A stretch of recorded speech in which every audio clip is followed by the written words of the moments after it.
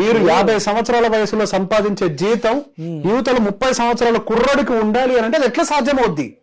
వాళ్ళ జీతం ఎంత ఉందో అంత జీతం ఉండాలి అని అనుకుంటున్నారు పేరెంట్స్. బేసిక్ గా 3-4 లక్షలు ఏ వయసులోకి వస్తుందండి? 45 ఏళ్ళు 50 ఏళ్ల వయసు ఉన్న వాళ్ళకి లేదా 55 ఏళ్ల వయసు ఉన్న వాళ్ళకి 3-4 లక్షల సంపాదన ఉంటది మాక్సిమం. ఒక సీనియర్ ప్రాజెక్ట్ మేనేజర్ అంతే కదా, పెద్ద డెలివరీ మేనేజర్, అంతే కదా. 28 నుంచి 30 వయసులో ఉన్న ఒక కుర్రాడికి 3-4 లక్షల ప్యాకేజ్ ఎట్లా వస్తుందండి? అది సాధ్యం కాదు కదా. ఎవరికో ఒక్కళ్ళకి వస్తుంది. ఇప్పుడు ఐఐటి సీటు కొన్ని లక్షల మంది దగ్గర రాస్తే ఇంతమందికి ఎట్లయితే సీట్ వస్తుందో, ఇండస్ట్రీకి ఒక్కడే మెగాస్టార్ ఎట్లా ఉంటాడో అట్లనే కొంతమందే ఉంటారు. అది అందరికీ సాధ్యమయ్యేది కాదు. మేబీ యుఎస్ సంబంధాలు అవి ఇవి చూసి అట్లా అనుకుంటున్నారేమో, అక్కడ 3-4 లక్షలు వస్తున్నాయి కదా దానికి పోటీకి ఇక్కడ రావాలని. అంటే అక్కడ నెలకు 10 లక్షలు ఎంత వస్తుంది కదా, కనీసం ఇక్కడ ఒక 4-5 లక్షలైనా మా అమ్మాయికి. అక్కడ 10 లక్షలు రావాలన్నా కానీ 40 ఏళ్ళు టైం పడుతుందండి. వాళ్ళు 40 ఏళ్ళ వయసు రావాలి, అంత ఈజీ ఏం కాదు. 35 ఏళ్ళు 40 ఏళ్ళు టైం పడుతుంది వయసు, అంత ఈజీగా ఏం రాదు. 10 లక్షలు అంటే చిన్న విషయం ఏం కాదు. ఎవరో ఒకళ్ళిద్దరికే ఉంటది. అక్కడ కూడా H1B మీద వెళ్ళే వాళ్ళకి ఎంత ఉంటుంది అనుకుంటున్నారు? 5 లక్షలు 6 లక్షల జీతం అంతే నెట్ టేక్ హోమ్. చాలా తక్కువ మందికి 10 లక్షలు ఏమో వస్తుంది, అందరికేం రావట్లేదు. అక్కడ వాళ్ళతో ఇట్లా కంపేర్ చేస్తే ఇక్కడ మార్కెట్ ని బట్టి కదా అక్కడ జీతాలు వచ్చేది, అంతే కదా. అట్లాంటప్పుడు మీరు ఎవరికి ఇచ్చి పెళ్లి చేయాలి? సారీ ఏమనుకోకండి, నేను ఎవరిని విమర్శించాలని కాదు, ముందుగానే సారీ చెప్తున్నాను. 40 ఏళ్ళకు ఇచ్చి పెళ్లి చేయాలి. 40-45కి వెళ్ళగలిగితే కదా వాళ్ళు అనుకున్న 3.5 lakh ప్యాకేజ్ లో ఉంటారు.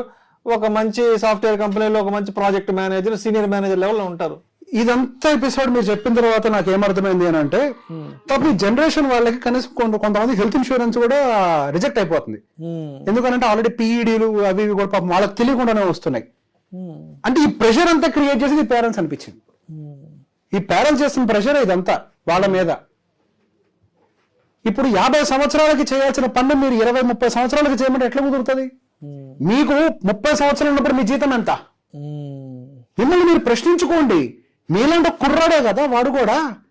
30 సంవత్సరాలకి మీరు ఎలా ఉన్నాడో 30 సంవత్సరాలకి కుర్రాడు ఇప్పుడు అలానే ఉంటాడు. 30 సంవత్సరాలకి మీరు ఇంత భవనం కట్టారా? కాదు కదా.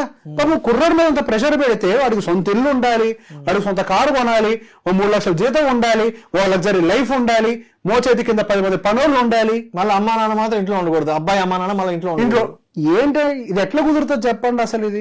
హైదరాబాద్ లో అబ్బాయి ఉద్యోగం చేయాలి, పెళ్లి సంబంధం అనగానే 1.5-2 కోట్ల రూపాయలు విలాసవంతమైన విల్లా ఉండాలి, ఒక 15 నుంచి 20 లక్షల రూపాయల కారు ఉండాలి, అండ్ ఇంట్లో మేడ్ ఉండాలి. కానీ అబ్బాయి తాలూకా వాళ్ళు ఎవరు ఉండకూడదు. ఒకప్పుడు పెళ్ళైన తర్వాత కొంతకాలం వరకు అటు తరపులు ఇటు తరపులు కొద్దిగా సహకరించేవాళ్ళ కొత్త జంటకి. ఎందుకు? అప్పుడప్పుడే కెరియర్ సెటిల్ అవుతూ ఉంటది. సో వాళ్ళు కూడా కొద్దిగా స్థిరపడాలి, 4 రూపాయలు సంపాదించుకొని వెనకేసుకోవాలి, ఒక పొలమో స్థలమో ఏదో ఒకటి కొనుక్కోవాలి, కొద్దిగా సెటిల్ అవ్వాలని చెప్పి సహకరించేవాళ్ళు. అది పద్ధతి. ఇది కదా పద్ధతి. నిజంగా మీ పాప ఇబ్బంది పడకూడదని మీరు అనుకుంటే మీరు సహకరించండి కొంతకాలం. ఇప్పుడు 1 లక్షన్నర జీతం వస్తుంది అని అంటే సమర్థుడేనే కదా, అసమర్థుడేం కాదు కదా. పని చేస్తున్నాడు కదా, ఒక టైంకి ఎదుగుతాడు కదా. సార్ ఒక మనిషికి లైఫ్ పీక్ అవుట్ అయ్యేది 35 సంవత్సరాల వయసు నుంచి. 35 నుంచి 45 సంవత్సరాల వయసులో ఒక వ్యక్తి బాగా అభివృద్ధి చెందుతాడు. 29-30 సంవత్సరాల పిల్లోని తీసుకొచ్చి మీకు 3 లక్షల జీతం అంటే ఎక్కడి నుంచి తీసుకొస్తాడు?